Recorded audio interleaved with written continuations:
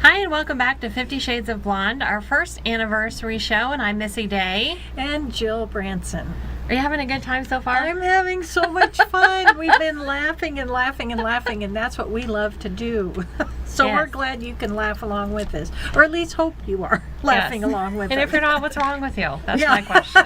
Exactly. Get with the program. So with us is another person, a good friend of ours who was on our very first show, and Christy Bethard is with us. So welcome, Christy, and thank Hi. you for being on again. Thank you for having me. Congratulations for 1 year. you. Thank That's you. amazing. So what do you like best about doing this? What's your favorite? Oh gosh. You first. Oh, thank you. Because you did it for a year. Yeah, I think just all the people that we get to meet, different people. We get to hear stories that are just their why and how they came here, what made them decide to be in Las Vegas, and some who are actually, native to Las Vegas, and which is kind of rare these days. So I just love hearing their stories. And then also I have to say I love just this whole thing. It's just fun. You're just in here having a good time, and it's not all serious all the time. It's not like you have to talk business all the time. You can just relax and have fun. So that's what we've been doing. Mm-hmm. Well, that's awesome. I'd say probably the personal level too. We've had an opportunity to bring in 3 restaurants who That's you get been to see a awesome. whole level of them when they come in and they bring their food, and watching them talk about their food has Yeah. been pretty It cool. was really awesome. Yeah, I like that part. And people that come in that we thought were kind of like, all business professional, and we didn't know, how's this going to go? And they end up being really funny. Yeah. Oh, that's fun. So you get to Yeah. know them on a different level. Right, The camera can bring exactly. out other things. And then Yeah. it's been exciting too to watch people who come in and they go, "Oh my God, I'm so nervous! I'm so nervous!" And then all of a sudden, they relax, and then it's over, and they go, "Well, that was great! It was so much fun! It's so much better than I thought." So, we have you get to you help know- them blossom and bloom and Yeah. enter a new Yeah. reign. That's really cool. you get things out of them. And the coolest part, is because they get the YouTube video Right. of them. So they get to see themselves, See how they're themselves. interacting on camera and how they talk and have fun and everything. So that's pretty cool too. Yeah. It's valuable information for them too, especially if that's the direction they want to go. Right. Right. It's really, Exactly. it's amazing. So, as I put in our Facebook post about you, so Christy is a wife, she's a mom, she has 3 teenagers, and she has her own business, and she's do. working on a book. I am. So, do you sleep at all? I do. I actually sleep well, but I did have to give up some things. I have limited my social media to less than an hour a day, and sometimes only 15 minutes, and that's hard, because you want Wow, to check, yeah. and I've had to limit some of that. And then limit my TV time. I don't watch much TV anymore, and quite frankly, especially watching the news. I don't care what channel you watch, but just not doing that so much has really freed me up a little bit, Yeah, like lightened my it load does. a little bit, right? So, but yeah, it's been fun, and writing the book was it's still, the writing it was easy. The rewriting it so it makes sense is what's hard, because the book is actually, I have 3 children. So Elijah is 18 and he just graduated high school, and I just got back on Saturday from freshman orientation, so that was exciting. And then I have a junior, Gabriel, and then the book mostly focuses though on my daughter Lydia, who's 14, and she has a rare genetic condition called Williams syndrome. So the book is basically her viewpoint. I'm trying to like, when she does stuff, it's odd, and I'm trying to get into where she's thinking and why she's thinking it, and therefore why she reacts the way she does. My hope with the book is that it would be able to help kids that think a little uniquely, let everyone be able to understand, because I find that when people understand Williams syndrome, kind of understand her quirks, it's just easier for everybody.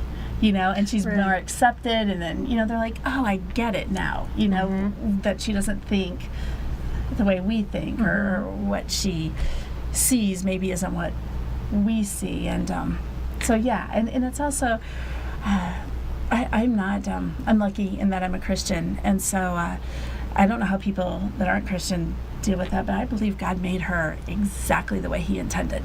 He didn't accidentally leave out those 20. It's changed now because they found more genes when originally it was 24 genes. I think now it's 26 genes that are deleted. That He made her like that because there's a purpose for her. And so that really helps me get through. So I'm trying to help her find her what she's supposed to do with her life and how she's supposed to do it. And the boys, she's got the best brothers in the world. I mean, for teenage They boys, adore her. well, I don't know about that all the time.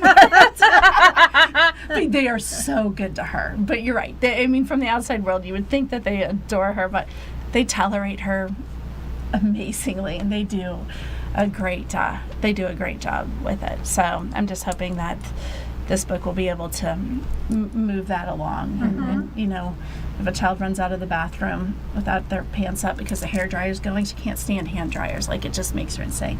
That someone will be able to help her instead of be afraid of her, you know, different kind of situations. So I'm trying to put it from her point of view and the pain, and I'm trying to make it really funny, which that's the hard part because I know the joke, but conveying it is, well, any comedian can tell you. But I think you do. You know, in the month of May, when it's Williams Syndrome Awareness Month, and you write your stuff every day, it's very funny. It's informative, but it's funny, but compassionate altogether. And I hope that you have encompassed that in the book, all those things, because you're really good at writing. Yeah, I'm trying my best to encompass.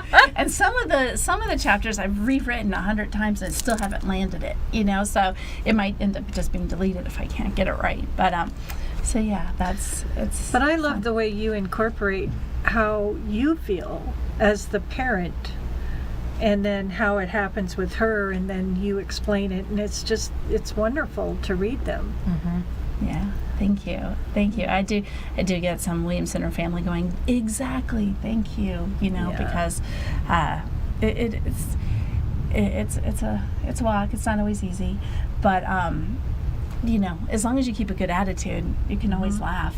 Right. Not always in the moment, because in the moment you're just like, how is this happening? But you know, at the time, and it's amazing. You get to see the kindness of so many people, you know. So one time we were walking through the airport, and I mean, she wasn't, I don't know what's appropriate length behind you, you know, she wasn't, but she was 2 feet, 3 feet, I don't know. So I kept, you know, doing one of these numbers, but we're in an airport and it was kind of crowded. Well, I guess at one point she just had her backpack was slowing her down, so she dropped it. Oh, we just left kept going.